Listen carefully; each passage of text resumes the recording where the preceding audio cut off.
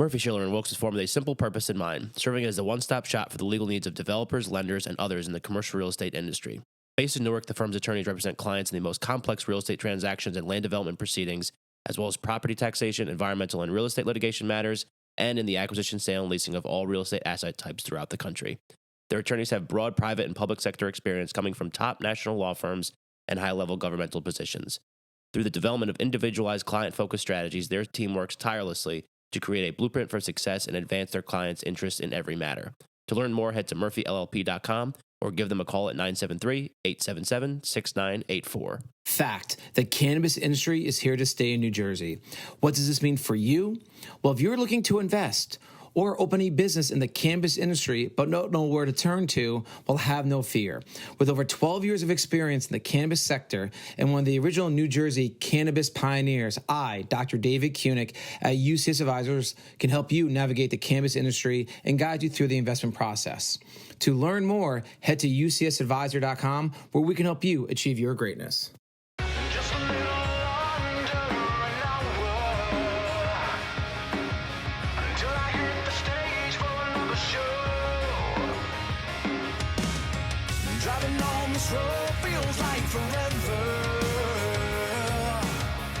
All right, what's up, everybody? Welcome back to another episode of Greetings from the Garden State. I'm your host, Mike Cam. We are here in Asbury Park, New Jersey at Parlor Gallery with Jen Hampton. Jen, welcome to the show. Hi. I have to say, your voice, I blindly haven't listened to any of your podcasts. Okay. But you have a great podcast voice. Thank you. Yeah, it's great. Did I have the voice, like the same voice before we started recording than I do on mic? Okay, but I think you have to project. Like, there's no way around. Yeah, you can't just like, hey guys. Like, even that way. Like, if I had it, would be like, hey, Mike, welcome to the podcast. Like, you just, I think instinctually. Like yeah. You just instinctually, I think people. Yeah. When you meet people at events, right, your voice will change. I think that's true. I try to keep it as like natural as possible. It is natural. That's what I'm saying. I guess I don't like when people do like the hey, welcome back to the podcast. But that's like, pretty good too. That's pretty good. But I don't think I can do 45 minutes like that. AR. Like NPR. Yeah. The NPR voice. I don't think I would ever fit on NPR as like a host. I don't know. I think you could. Yeah. What's your NPR voice? I just did it. This is the NPR voice. It's really good. Anyway. Thank you. I appreciate it. It's a good voice. Anyway, yeah. Moving on. Yeah. I mean, somehow we started this podcast already. But yeah. Okay, so I want to learn a little bit about you first. Mm-hmm. And then we'll kind of get into where we are and what we're doing and all that. So are you born and raised in Jersey? Are you from Jersey originally? Not. Oh, okay. No, so a transplant. No. I am a transplant. Where are you from originally? I was born in my parents' living room. Okay. My parents were lovely hippies that were like, I'm doing this by myself. Like, sure. They were doing that before it was like cool and had a doula and all that stuff. So, yeah. I was born on Valentine's Day, so I'm an Aquarius. Okay. Which I'm sure was very trippy for my parents, being love bug hippies, having their baby in their house on Valentine's Day. So I was raised in Western Pennsylvania, in Punxsutawney, Pennsylvania, where the groundhog comes out. Yeah, Punxsutawney Phil. Yes. How many Punxsutawney Phils have there been? Probably a lot. There's got to be, because it's interesting, it started as a way to keep spirits up during the Great Depression. Oh. They used to hunt groundhogs and eat them, which is kind of gross. So a newspaper guy was like, oh, this is gross. We have to change this. So this newspaper guy came up with this idea of this magical groundhog. It's about Candlemas Day, and so it's the halfway point between spring and winter. Okay. So it makes sense. So he crafted the story that has like stuck. Yeah. But in high school, it was like where all the dirtbags went and skipped school. And like everybody took it really seriously. Yeah. Like there's what's called the inner circle. Okay. Which are... Sounds like a cult. Yeah, basically. It's like prominent, wealthy people, doctors, lawyers in the town. They put on top hats. They go out in the middle of this sort of ceremony. Each of them has like a title, whether it's like wind talker or... I know this sounds absolutely bizarre, but this is where I grew up. But I remember growing up and like I went to Punxsutawney Area High School. Our mascot was the woodchuck. Naturally. I.e. the groundhog. Yeah. Everything was called groundhog, this and that. So it wasn't anything, I was just like, oh, that's just what it is. But then as you get older and college kids would come into your town for this party in the middle of the woods, you're like, wow, this is weird. Yeah. So for a long time, it was like a dead show where they'd be like, oh, these kids, I'll trade you the keg for a joint. And you're like, wait, isn't it supposed to be like a family thing? So everybody would skip school and like you have to like stay up all night because he comes out at, I don't know, the crack of dawn. Yeah. And it's freezing. Yep. So everybody gets wasted because, you know. So you got to stay awake. And you have to be warm. Yeah. But after Bill Murray and Harold Ramis made Groundhog's Day, it totally changed the brand and the whole. I mean, now it's like a real touristy thing where, 20 to 50,000 people come and get married and walk around the town and buy crafts, just like the movie and stuff. Yeah. So that. But you know the real story. Yeah. Yeah. Well, now we do too. Yeah. Now you do too. Yeah. Something Sorry, about Pennsylvania. Punxsutawney. Yeah. I'm not representing our town so well, but no, it's a Jersey podcast. Nobody in Punxsutawney listens to this. I don't know. I can make so many jokes, but yes, I don't know if anybody in Punxsutawney will listen to this. No, we don't want them to, honestly. So, all right, yeah, done with you. Anyway, I grew up there. Okay, yeah, there we go. I can't say I had wonderful parents. I grew up in a wonderful house. My parents understood that we didn't have access to culture. I didn't have like MTV till I was like 17, which sounds like crazy, but yeah. So being a music lover is bizarre because you don't know what people look like. Right. Because there's no bookstore, there's no record store, there's no nothing. Yeah. So I think growing up in an environment like that lends to your imagination. Well, it did for mine because basically if you weren't into sports or like dating the right person or I don't know, it's very much. It sounds like a movie. It's like, oh, well, I was an outcast because I was into art and no one was into art. Yeah. So I was one of like 7 people in our art club. But when like I graduated high school, you know how they give you like little like monikers like most creative. Yeah. So I got most creative and most rebellious because I didn't follow the trajectory of what everybody else did. And therefore I didn't have a lot of friends.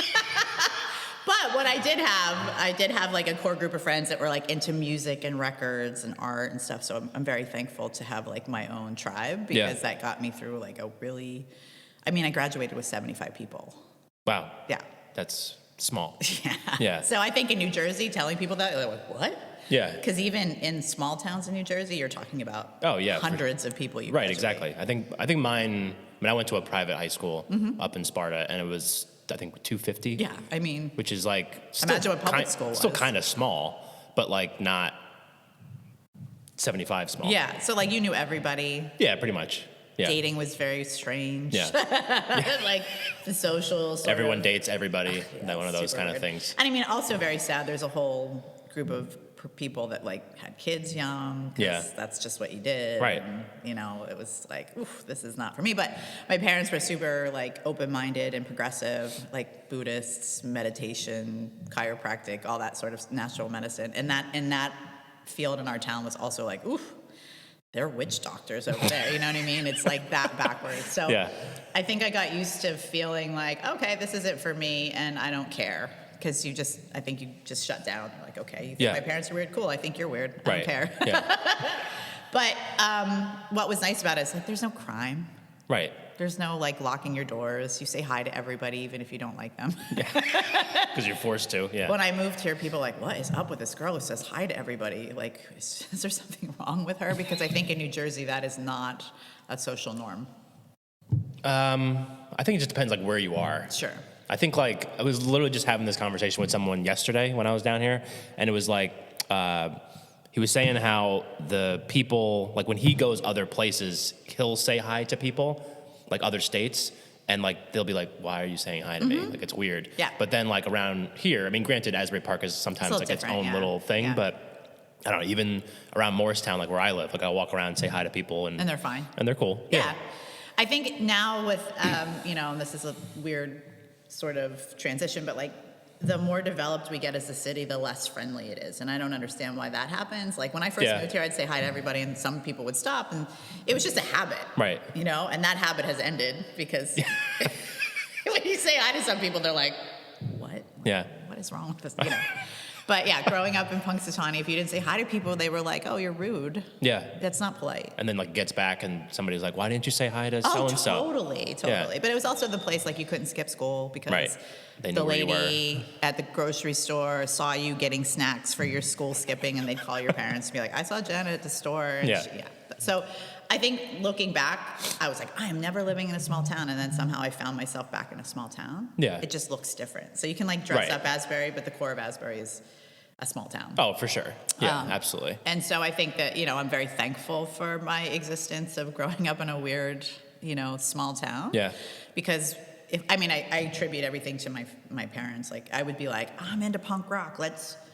Where can I see a punk rocker? They're like, I don't know, New York City. So we'd get in the car and we'd go to New York City and sit in the park. And they were like, that's a punk rocker, I guess. Yeah. They have a mohawk. Or here's a record store. Or what do you want to do? Or they would drive us like once a month to Pittsburgh to go to museums. And that's cool. yeah, and it was like an hour and a half away. Right. So there was no movie theater where we were. So we'd have to, everything was like driving out of the town like a whole to do it. production. Yeah. And they did it. And I think that like obviously planted the seed. Yeah, for sure.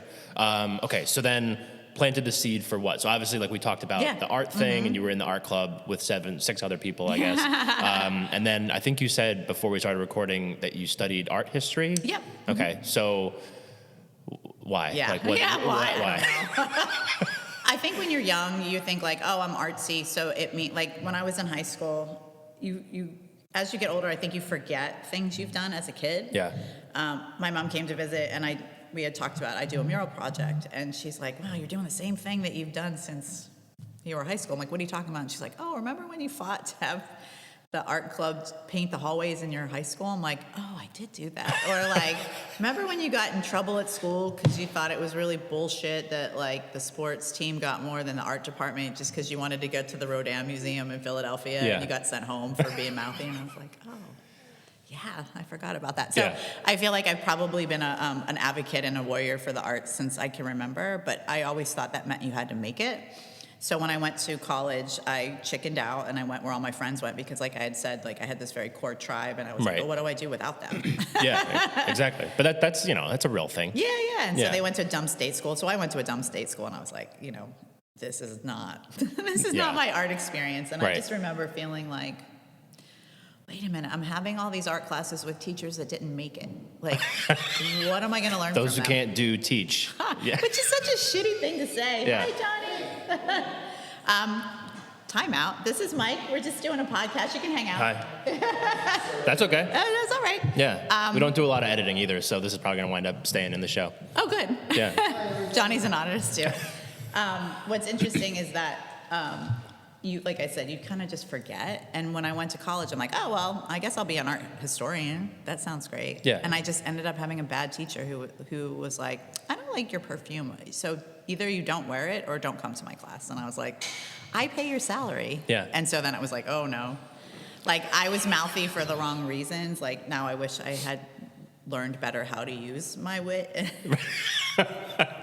Because it just kind of ruined an experience. So I'm like, that's fine. I'll be a printmaker. I don't need to be a historian. But what I did fall in love with is the energy of an art building, which is a really hard thing to explain unless you've gone to art school, which is basically like all these kids are all doing different practices in medium. And you know, generally at a state school, it's a smaller program. Sure. So it's a new tribe. Yep. Oh, you're a painter and you're a sculptor and you do installation art. Oh my God, you do this.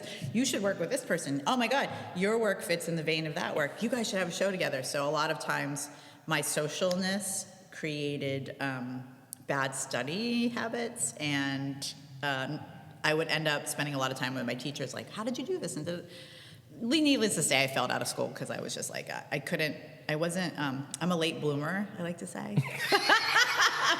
So I felt like I couldn't concentrate because I was so excited by all the things, you know, and it was just like, this is life experience. So I think now looking back, life experience is what taught me the most things. So then I just started like, what do I want to do now? Oh, I'm opening Architectural Digest magazine. South Beach, Miami. Look at all these cool buildings. I bet there's like art people there. I'm going to go be an art person in this artsy place. Right. Because you don't. But did it like derail you at all being? Oh, my whole life is about derailment. Right. Because it's like that's kind of like your life, and then you go to try to do what you think is what you like think you should the right do.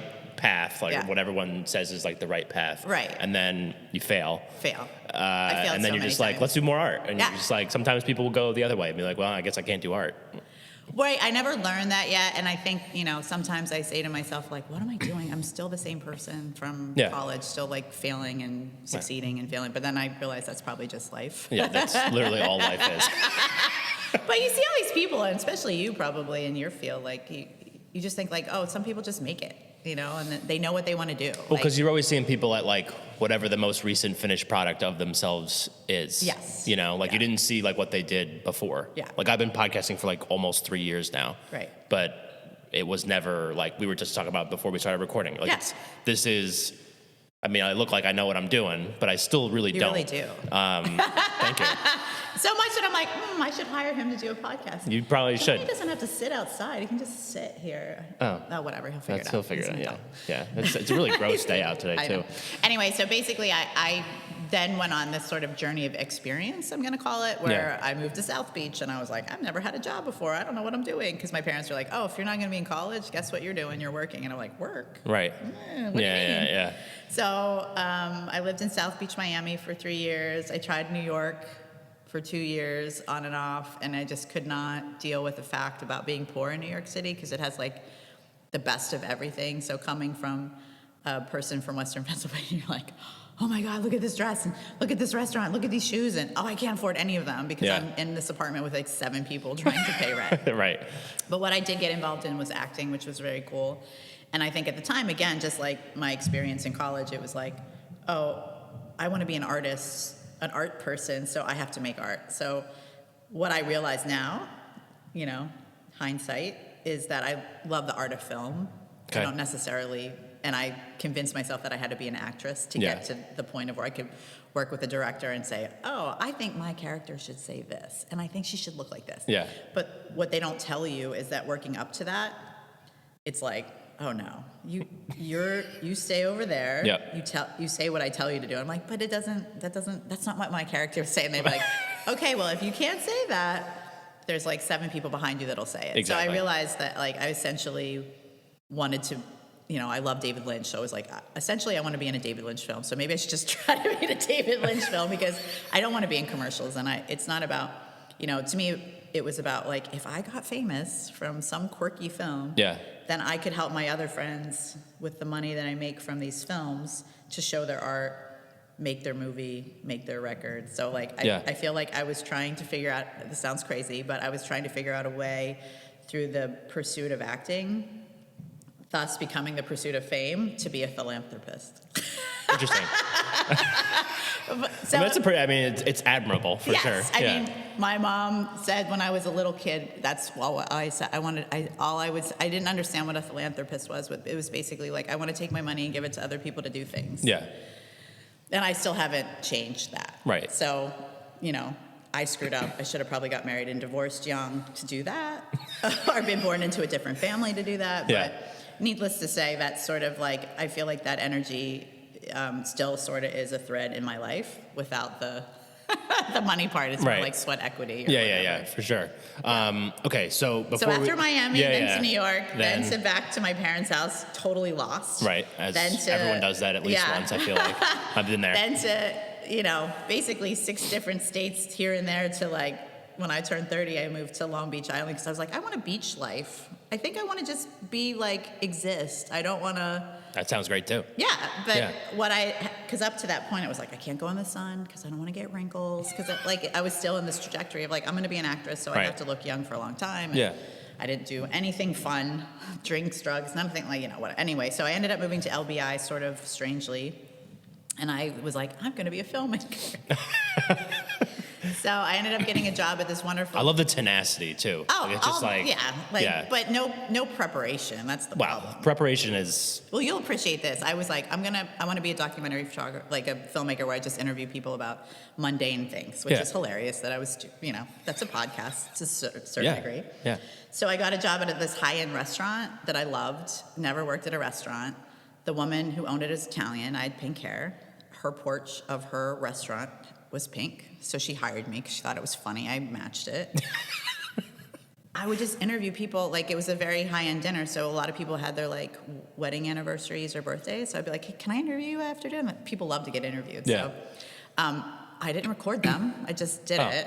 But then I was like, wait, I have to document this. So I went to Best Buy and opened up a credit card, and I bought this little like handheld recorder, but didn't understand I had to mic them. So I have tapes and tapes and tapes and tapes of interviews that you can barely hear. Yeah, perfect. But I guess for me, it was just the act of doing it. Yeah, well, you're getting your reps in. Yes. before you actually hit the big time. Yeah. Still waiting. But we all are. I came at them as an interviewer that was trying to understand if the concept of love was learned or experienced. Okay. Just like we all have accepted that Christmas is December 20th. We've all accepted this idea of Santa Claus, most of us. Yeah. Santa Claus is on blah, blah, blah, December 25th. You all celebrate it at the same time, so on and so forth. So I'm like, what if that's what love is? Like, you just think like, oh, this sounds like this greeting card. That's how I feel. Or, oh, that's how I feel from this movie. So I would interview people about their love stories. That's great. It was great. Yeah. It's like a much deeper thing than like I talk to people from New Jersey. But you had to get them drunk. You know what I mean? Like it was kind of the best sort of waiting till after dinner to talk to them because it was a 3 or a 5 course meal, so they were there for hours. Yeah. So then I would interview them for an extra hour, and it was just like.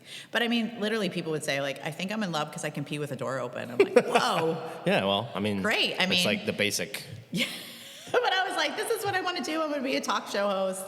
And I did a pitch for MTV. I wanted to do a series, a sex series where I would have 5 different guest stars. One would be like my grandma, my teacher, a porn star, someone in a very unrelated field. Yeah. And you would just like debate. Like all on together. Yeah. Yeah. Like their experiences, like with sex toys or their first kiss, or, you know, like it would. But they were like, when I finally got to do the pitch, because, you know, you meet people in the world, and they're like, oh, maybe I'll get to pitch this. And I'm like, I'm going to take a dumb job as a line producer so I can pitch this idea. Right. And I remember I did the pre-pitch, and they're like, that's great. Let me get you to someone else, because that's how those things work. It's like another person. And when I finally got to the person that I thought would say yes, they're like, you know, our demographic's like 13. Yeah. That was it. That was it. Might not be. That was might my not be pitch, for and that. I was like, all right, fine. Yeah. But this was all when I was living in LBI, and then I just woke up one day. I'm like, there's no music here, there's no art. What am I doing here? I just love the ocean, and I basically I feel like I put myself in timeout to try to figure out my way, because in LBI in the winter, like I think I lived in a house where I was the only person on the street, so it was like there was nothing for me to do except for focus on myself. And someone said, you should go check out Asbury Park since you like art and music. Like that's the place. Right. And I remember driving in Asbury Avenue, being like, are they sure they sent me the right place? Like, and this is like 2000. Yeah, right. So a little bit different. I don't know. It looks like somebody had a party and like never cleaned up, like ever. Like there's just dirt like what is going on? Yeah. And I was like, should I get out of my car? Like had all these thoughts. And then I just kept driving Asbury Avenue to the beach. And then I was just like, what is this? Yeah. And then I felt like I was in some magical place with ruins. And I think I moved here like 6 months later. Amazing. And here we are. Here we are. Yeah, amazing. So you've been here since then? 2000, let me think about this. Time is such a funny thing. I've been here on and off since 2002. Okay, so a while. Perfect. So this is a good time to take our first break. Yeah. So this is the Greetings from the Garden State podcast. I'm Mike Ham. We are here in Asbury Park, New Jersey at Parlor Gallery. That's hard. I don't know why I keep tripping up on that. See, I think I should drop the gallery. I think it should just be called the Parlor. Parlor Gallery. Right? I feel like it's like a lot of L's. It is a lot of L's. Or R's. I didn't pick the name. Interesting. We'll get to that in the second segment. But we're here with Jen Hampton. We'll be right back. The Mayo Performing Arts Center is the heart of arts and entertainment in Morristown, New Jersey. MPAC presents over 200 events annually and is home to an innovative children's arts education program. To see MPAC's upcoming schedule of world-class concerts, stand-up comedy, family shows, and more, head to mayoarts.org or just click the link in our show notes. All right, we're back for segment 2 of this episode of Greetings from the Garden State. I'm your host, Mike Ham. We are here in Asbury Park, New Jersey at Parlor Gallery. With Jen Hampton. So in the first segment, we learned your backstory, which is incredible. And I'm sure we can do an even deeper dive into all the stuff that we just talked about. Yeah. But, you know, for the sake of time, we have to move along. I told you I was a time burglar. You have to just keep me on focus. It's totally okay. Yeah. I mean, like, our breaks are long, too, because we're just talking about like more cool stuff. Yeah. But, so you said 2002 basically was when you moved. So basically what I had done is I was like, I'm moving here. And so moving here at that time was bizarre because I was like, well, where am I going to live? And like, where should, there wasn't a lot of there was development happening, but it wasn't like what you see now. Yeah, not now. So I basically was like, who can I get to get an apartment? And then I'll like crash with them. So it was basically a lot of like, come in and hang out and come back to LBI and like try to figure it out. So once I was here, I couch surf a bunch and with people that I had met, which was cool. I moved here because I don't know. I just thought it was like a blank slate that no one was really like playing with or Right. anything. It was like I don't understand how there's these ruins on the boardwalk. Like I think the first year I moved here, I think it was 4th of July. They used to do the fireworks on the boardwalk where the ashes would like come on your face, and I was like, this is the best. There's nobody. No one cares. Like. I remember. So basically, I ended up the catalyst for me moving here full time was a friend of ours had convinced the owner of a bowling alley to let us have it to do a venue. That's cool. Yeah. So there was a group of 13 of us that all donated our time to this venture. So I was like, I have to be here. Yeah. This is I have to be here for this job I don't get paid for.